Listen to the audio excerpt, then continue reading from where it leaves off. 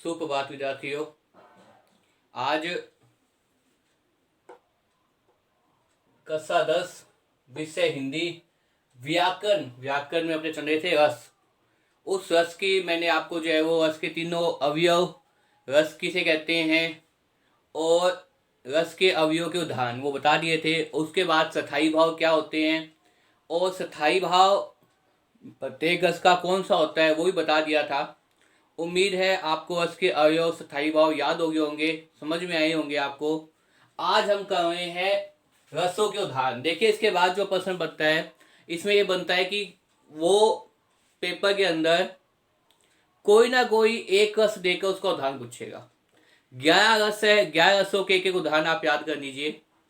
और इसके साथ एक प्रश्न ये बनता है कि जो पंक्ति देकर वो कहता है इसमें कौन सा अर्थ है। तो अगर वो पंक्ति देकर आपसे रस पूछ रहा है तो आप क्या करोगे? आप उस पंक्ति को ढंग से पढ़ोगे और पढ़ने के बाद में अगर आपको लगेगा कि हमारे अंदर ये भाव उत्पन्न हुआ है तो वही वास्तव में क्या है? रस है, जो अपने मन का भाव छुपा होता है। तो इसी क्रम में आज हम रसों के उदाहरण प्रारंभ कर रहे हैं। सबसे पहले श्रृंगार रस का उदाहरण मैं समझाने का प्रयास करूंगा। उम्मीद है इसके बाद में आपको श्रृंगार रस का उदाहरण याद हो जाएगा। अगर ये वीडियो पसंद आए तो लाइक और शेयर अवश्य कीजिए, कमेंट कीजिए। देखिए, श्रृंगार रस का उदाहरण। श्रृंगार रस के दो उदाहरण बताए गए हैं, दो भेद बताए गए हैं श्रृंगार रस के। एक तो कौन सा है? संयोग श्रृंगार। एक कौन सा है? वियोग श्रृंगार। संयोग श्रृंगार का उदाहरण देखिए। सबसे पहले श्रृंगार का स्थायी भाव क्या बताया था मैंने आपको पहले, जो इससे पहले जो वीडियो अपलोड हुई है उसमें बताया था। श्रृंगार का स्थायी भाव क्या होता है? रति। श्रृंगार रस का स्थायी भाव क्या होता है भाई? रति। स्थायी भाव क्या है भाई इसका? मैंने पहले बताया था आपको, स्थायी भाव होता है रति। रति है। अब देखिए श्रृंगार रस, संयोग श्रृंगार का उदाहरण देखिए। संयोग श्रृंगार का उदाहरण के अंदर पहले में देखिए बतरस। बतरस का मतलब क्या है? बातें। ये जो उदाहरण है वो कृष्ण जी और गोपिकाओं के मध्य से लिया गया है। कृष्ण और राधा के साथ, राधा और कृष्ण जो आपको पता है आपस में मिलते हैं एक दूसरे से। संयोग श्रृंगार का मतलब होता है जब नायक और नायिका आपस में मिल जाते हैं।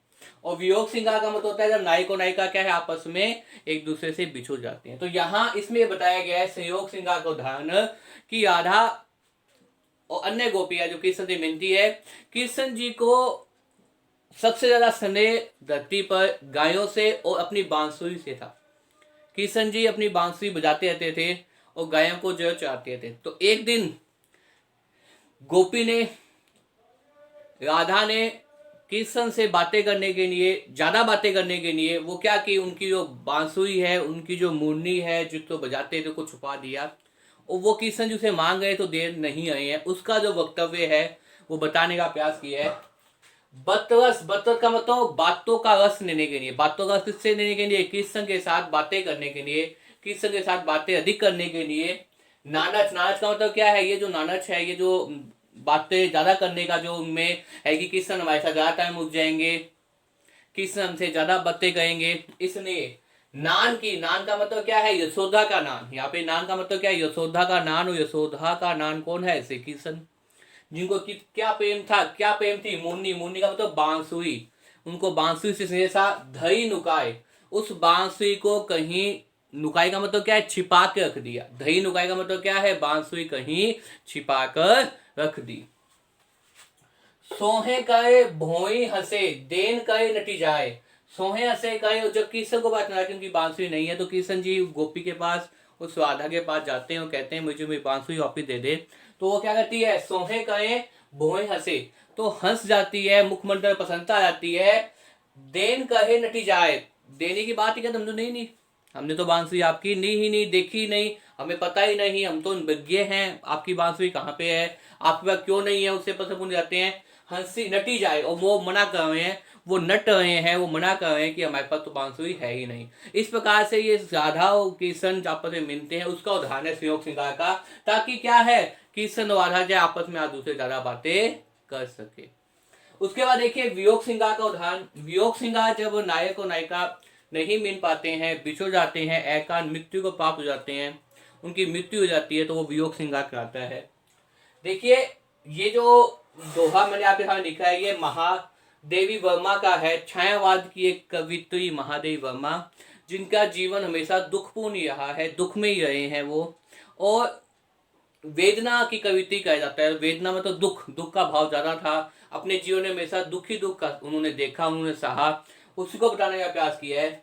विह का जंजात जीवन, जीवन क्या है, विह का मतलब यहाँ पे क्या है, वियोग, विह का मतलब यहाँ पे क्या है, वियोग, दुख, वेदना, करुणा। जंजात का मतलब ये जो पूर्ण जीवन है, कवित्री कह रही यहाँ पे महादेवी वर्मा कि पूरा जीवन ही क्या है, दुख से भरपूर है, कभी सुख का अनुभव ही नहीं हुआ।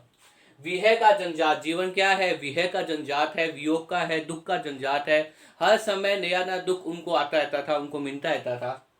वेदना में जन्म, इस दुख का जो भाव है वो कहाँ जन्म हुआ है, वेदना में उसका जन्म मिला है। करुणा में मिला आवास, और दुख के अंदर, करुणा में के अंदर उसका आवास है, अर्थात जब व्यक्ति जीवन से दुखी हो जाता है तो उसे हर समय जीवन में क्या है, दुख ही दुख दिखाई देता है। तो ऐसे ही कुछ दोहे लिखना अभ्यास मिला है। करुणा में मिला आवास, उसे कहाँ मिला है, करुणा में आवास, आवास का मतलब क्या है, निवास स्थान, वो कहाँ रहता है, करुणा में, करुणा मतलब दुख में रहता है, दुखी करता रहता है, सबको दुखी, दुख का भाव बताता रहता है। असु चुनता दिवस, असु, असु का मतलब क्या है, आंसू, जो दुख के अंदर आंसू आते हैं, आंसू, असु चुनता दिवस, दिवस का मतलब क्या है, दिन, आंसू उसका दिन चुनता है। असु गिनती रात, आंख, असु, असु का मतलब आंसू गिनती रात, रात में दिन रात लगातार उसकी आंखों से क्या आते रहते हैं, आंसू बहते रहते हैं, चाहे दिन हो चाहे रात हो, वो कभी भी कहीं भी सुख का अनुभव नहीं कर रही है, और दुख के अंदर आंखों में से क्या आती रहती है, निरंतर आंसू बहते रहते हैं। इसलिए कहा क्या है, असु चुनता दिवस, असु चुनता मतलब आंसू ही, जो दिनों की गिनती है, जैसे आज 4 मई है, कल 5 मई होगी, तो ये जो दिनों की गिनती है, जो दिन हमने गिन रहे हैं, उसमें भी क्या है, आंसू ही है, मतलब आंखों में आंसू ही दिखाई दे रहे हैं।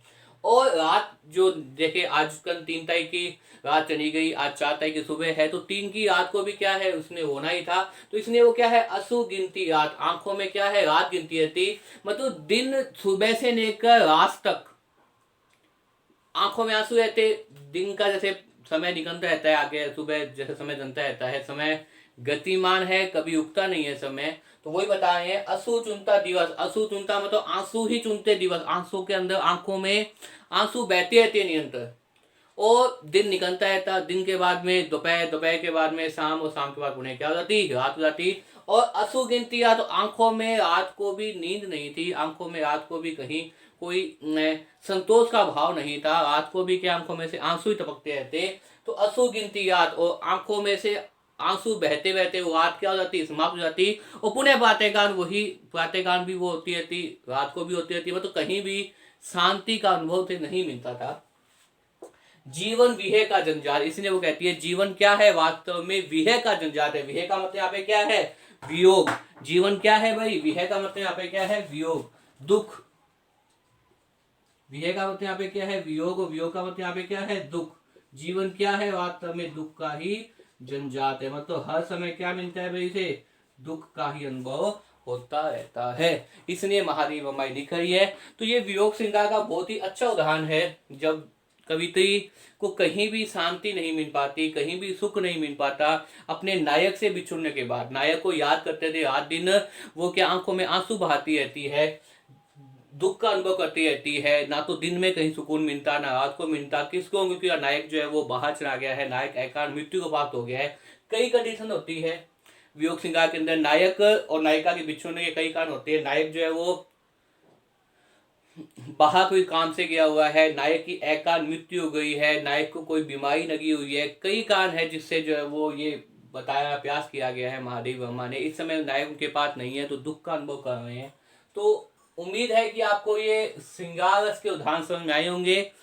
इन उदाहरणों को आपने याद करना है, क्योंकि पेपर के अंदर सीधा एक प्रश्न आता है, श्रृंगार रस का उदाहरण लिखिए, या वीरस का उदाहरण लिखिए, या आपने जो है वो करुणस का उदाहरण लिखिए, इस प्रकार से एक प्रश्न आता है। और दूसरा प्रश्न मैंने बताया था कि रस की पहचान करना, रस की पहचान कैसी होगी, जैसे अब ये जो दोहा आपने पढ़ा, तो कहीं ना कहीं आपके मन में भी क्या है, दुख का भाव उत्पन्न हो गया है, कहीं ना कहीं आपके मन में भी क्या है, वियोग की पीड़ा अनुभव हुई है, तो यहाँ पे कौन सा उदाहरण हो जाएगा, ये वियोग श्रृंगार का। इस प्रकार से पेपर में जब आपको उदाहरण दिया जाए, तो आप लोग क्या करेंगे, उन उदाहरणों को पढ़ेंगे, और पढ़ने के बाद में जैसा आपका मन अनुभव करेगा, जो आपके मन के मन में जो भाव उत्पन्न आएगा सबसे पहले वही क्या है, वास्तव में वश होगा।